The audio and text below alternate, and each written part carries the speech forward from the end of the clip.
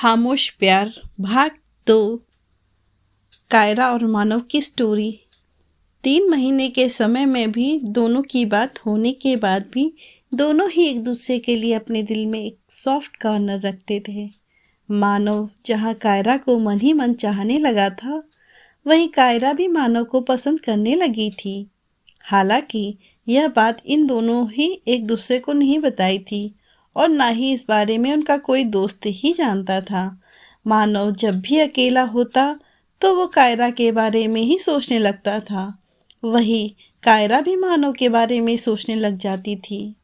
पर दोनों जब भी आमने सामने होते तो एक दूसरे से बात करने की हिम्मत नहीं जुटा पाते थे। सेमेस्टर एग्ज़ाम ख़त्म होने के बाद कॉलेज के दोस्तों ने एक ट्रिप प्लान की। सभी दोस्तों ने मानव और कायरा को भी उस ट्रिप में शामिल होने के लिए मना लिया था।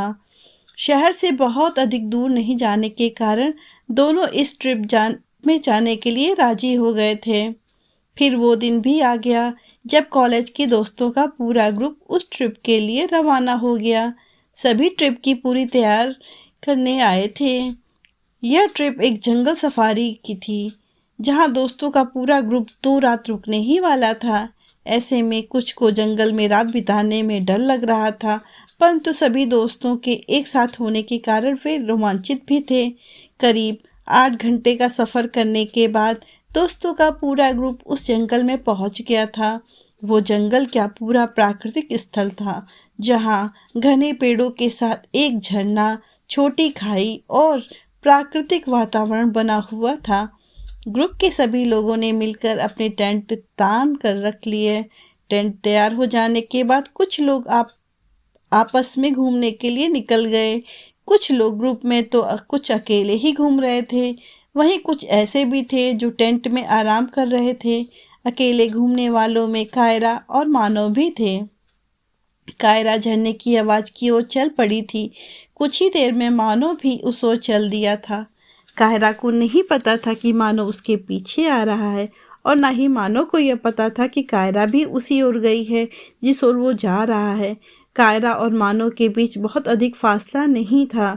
कायरा एक गीत गुनगुनाते हुए लगातार एक रास्ते की ओर बढ़ी जा रही थी।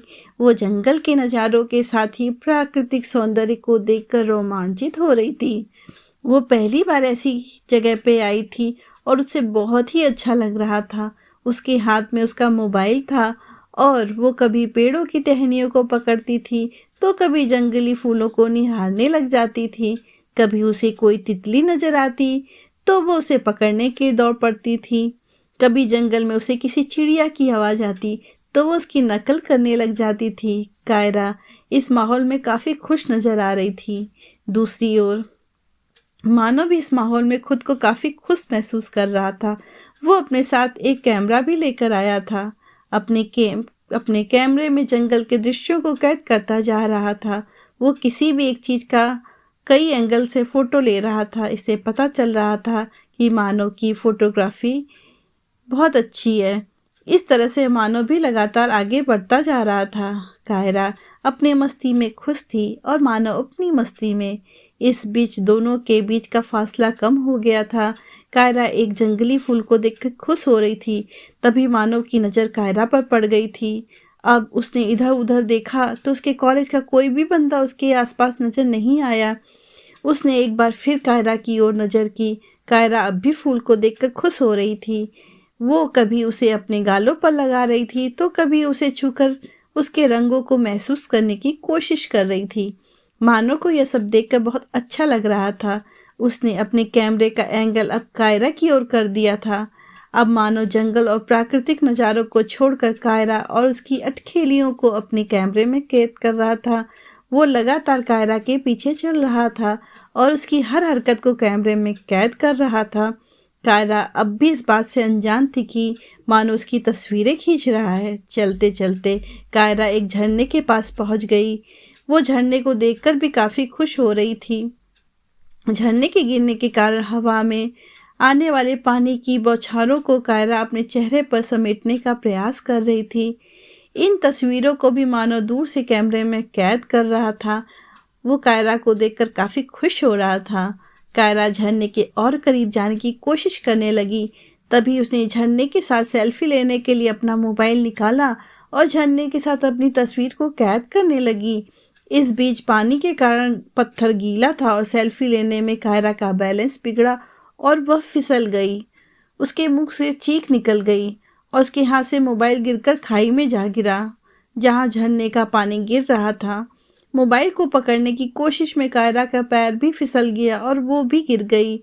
हालांकि इसी दौरान एक पेड़ की बड़ी सी टहनी उसके हाथ में आ गई जिसे उसने जोर से पकड़ लिया था। मानो ने जैसे ही यह दृश्य देखा वो दौड़ते हुए कायरा के पास जा पहुंचा। कायरा भी डरी हुई थी। कायरा ने हालांकि अब तक मानो को नहीं देखा था। कायरा को इस हालत में देखकर मानो बहुत परेशान हो गया था। उसे समझ नहीं आ रहा था कि वो क्या करे। आसपास मदद के लिए भी कोई नहीं था। उसने खुद आगे बढ़कर कायरा का हाथ थामने की कोशिश की। अब कायरा ने भी मानो को देख लिया था। अब उसे कुछ हिम्मत आ रही थी। बहुत कोशिशों के बाद मानो कायरा वो फिर से खींच लेता है। कायरा इस हादसे से इतना डर गई थी कि वो पत्थर पर जाने के बाद भी मानो के सीने में अपना चेहरा छिपाए थी। मानो बस खामोश होके उसे देख रहा था। अगला अध्याय आप आगे सुनेंगे। एपिसोड 3 आगे कंटिन्यू होगा। फ्रेंड्स, अगर आपको मेरी ये खामोश प्यार कहानी पसंद आई हो तो वीडियो को लाइक करें, शेयर करें और चैनल को सब्सक्राइब कर लें। Thank you friends.